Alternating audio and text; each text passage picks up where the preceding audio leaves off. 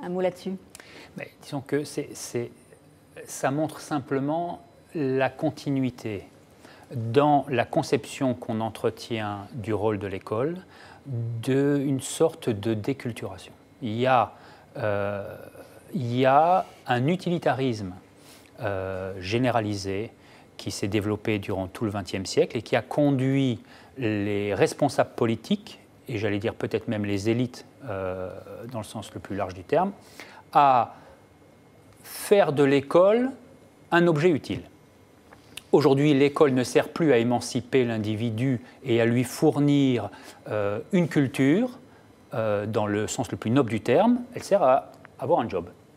Donc forcément, quand on fabrique de l'élève qui est destiné à avoir un job, on le met en connexion avec les différents aspects les plus utiles de la société. Eh bien si.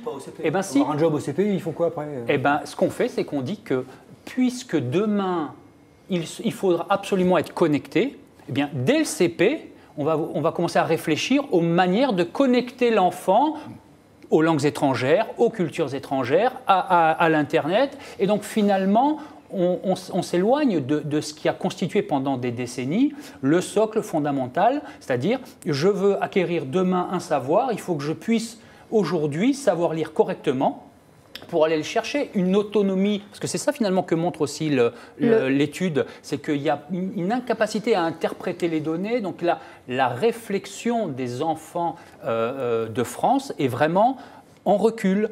À côté de ça, j'aurais tendance à dire, juste pour terminer, qu'il faut aussi qu'on prenne en compte la nature multiculturelle aujourd'hui de notre société, qui forcément, à mon avis, intervient d'une façon ou d'une autre. Quand les parents ne parlent pas la langue, c'est beaucoup plus difficile pour un enfant qui rentre au CP d'apprendre à lire en 5 ans que pour un enfant qui baigne au quotidien dans la langue française.